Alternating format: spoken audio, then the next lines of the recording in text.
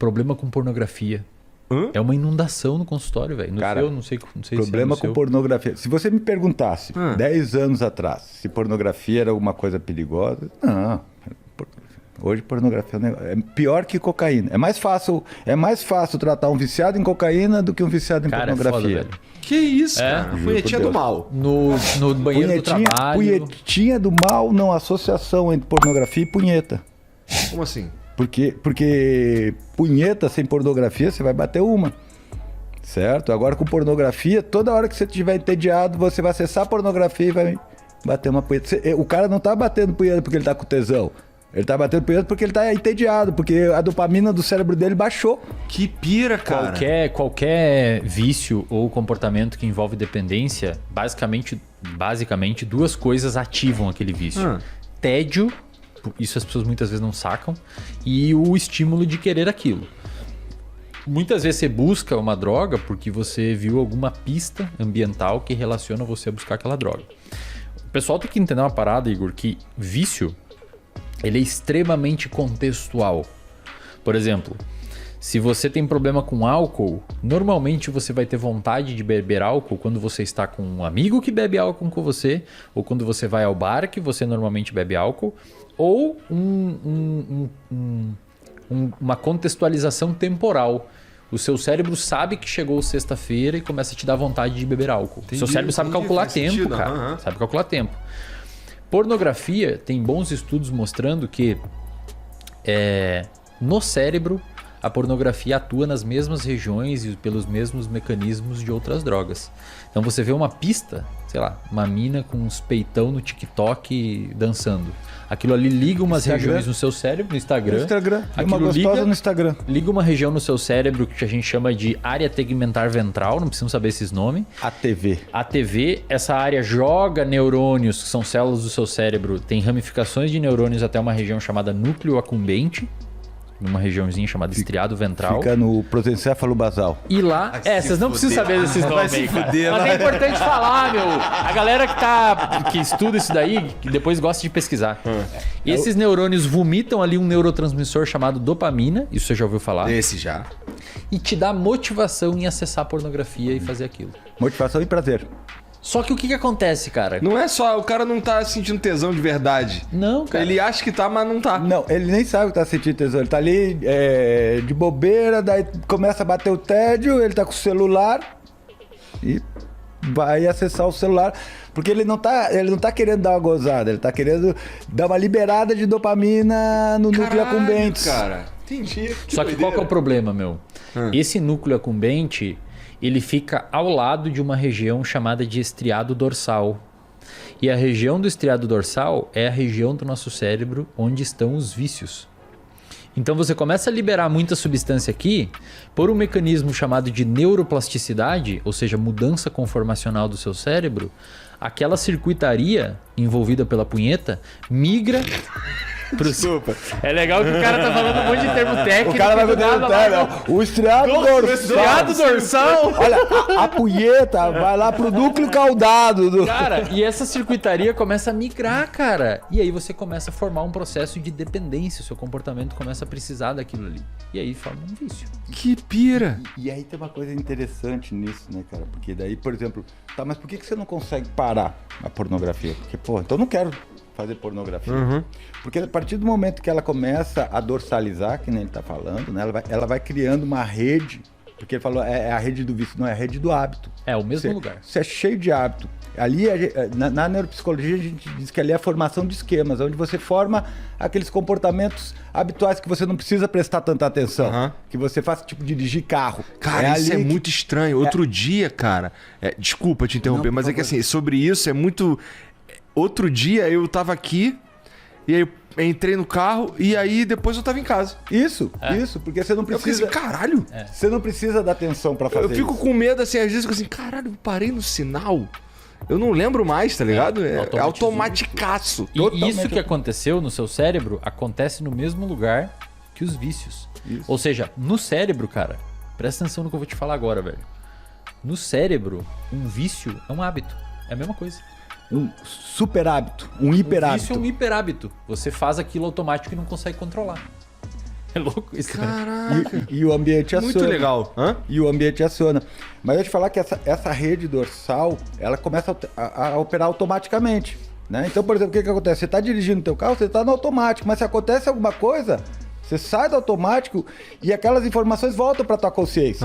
Então você começa a prestar atenção naquilo. E eu imagino que existem técnicas, porque assim, isso é bom? Cara, é bom, porque imagina o seguinte, o nosso cérebro ele gasta muita energia. É o segundo sistema que mais gasta energia, só pede para o sistema digestivo. A gente gasta 20% dos metabólitos e 15% do oxigênio. E tem 2% do tamanho do corpo. O negócio tem 1,8 kg, 1,6 kg. Tá. Certo? É Então caro. é muito caro. Essa região, que é o córtex pré-frontal, ela é muito mais cara ainda. Tá. Porque ela É tem que é a muitas região que a gente está pensando. Isso, porque ela é neocortical, ela tem muitas camadas de neurônios ali, certo? Então, exige muito energia. Então, se você automatizar as coisas, você pode usar menos o córtex pré-frontal. Então, imagina, lembra quando você começou a aprender a dirigir? Você tinha que prestar atenção. Foco total. Isso. Foco total. Agora você já dirige. Eu não conseguia mudar a música. Agora você já dirige trocando a música, falando no celular, com o pé na direção. Tá. É importante pra gente conseguir... Pensa assim, ó, essa região que forma os hábitos e os vícios, ela é mais lá pro meio, é mais ou menos como se fosse entre as suas duas orelhas, bem no meio das suas duas orelhas, no meio do cérebro, essa região dos vícios e dos hábitos.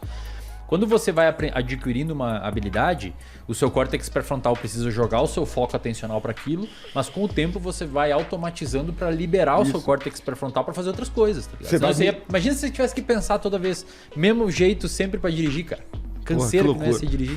Você vai migrando isso para essa região que ele falou, que a gente chama de núcleos basais. São 3 núcleos principais, putame, caudado e globo pálido, né? E abaixo tem esses núcleos que ele falou, daí tem uns outros núcleozinhos. E no meio disso tudo a punheta. A punheta vai entrar ali exatamente nessa região. Mas o que acontece, velho? Geralmente a gente tem um circuito que envolve o córtex pré-frontal, órbito frontal, que é uma parte dele, que, de certa forma, ela avalia o contexto, o gasto energético e quanto que eu vou ganhar por aquilo, certo? E ela depende de dopamina também.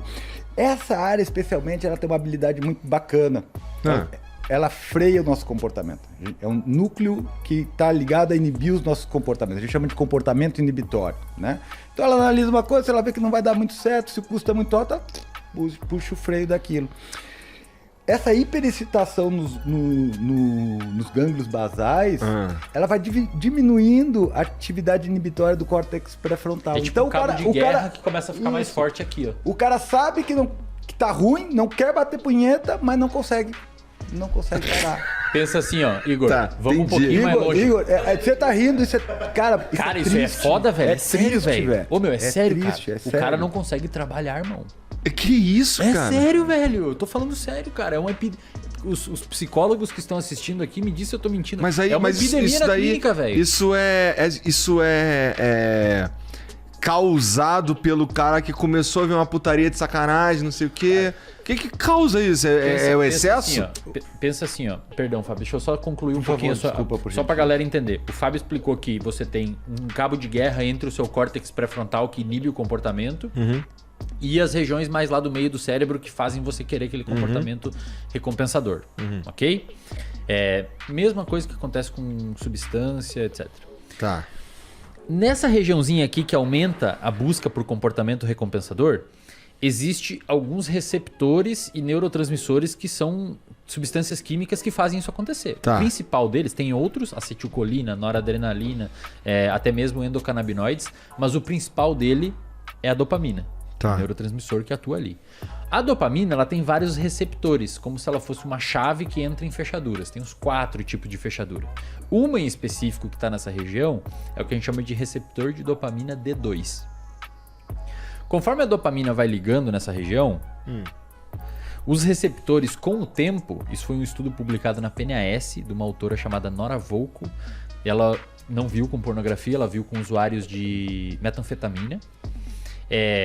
Essa dopamina liberada ali começa a internalizar os receptores. Então o receptor está na membrana e eles começam a vir para dentro da célula, criando deixando menos receptor ali, fazendo com que exista uma necessidade de mais liberação de dopamina para alcançar o mesmo barato. Entendi. Isso é um dos mecanismos da dependência.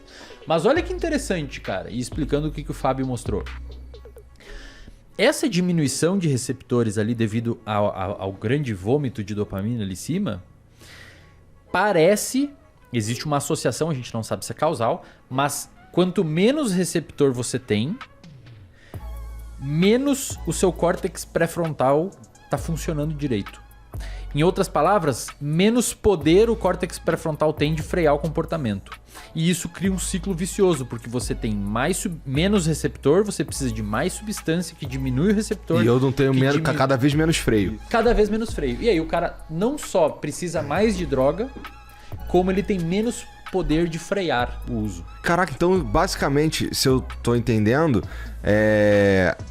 existem pessoas que são tão dependentes de pornografia quanto existem pessoas que são dependentes de maconha, por exemplo, drogas. Qualquer maconha, cocaína, exatamente. Dá pra considerar a pornografia uma droga do ponto de vista que vocês estão... Dá pra considerar o uso de cocaína um hábito. Tá. Isso. Tá.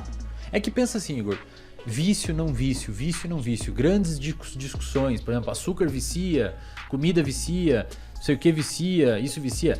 Dentro do estudo de circuito, não existe esses nomes para nós, vício ou não. Uhum. A gente olha se aquele comportamento tá sendo disfuncional ou não. Existem critérios para caracterizar vício, se tem tolerância, se a pessoa prefere aquilo em função de outras coisas, se precisa aumentar o consumo para alcançar o mesmo barato. Existem alguns critérios. Ninguém sabe, a comunidade científica não chegou em alguns acordos, por exemplo, se açúcar vicia ou não. Mas o que a gente sabe no uso da pornografia é que os sistemas que estão envolvidos são os mesmos envolvidos com o uso de cocaína e a pessoa tem prejuízo funcional grave, cara. Puta, essa é do cara não conseguir trabalhar. Cara, eu já peguei pessoas que batem 10 punhetas por dia, velho. Não consegue trabalhar, não consegue tem se mais de 12 relacionar. E tem mais de 12 anos. Tem 40. Que loucura. Cara, daí o cara não consegue trabalhar, não consegue se relacionar. O casamento vai pro saco. A autoestima dele vai lá embaixo. O cara entra em depressão, o cara fica mal, que nem o uso de outra droga. Que loucura. O seu humor começa a ser afetado.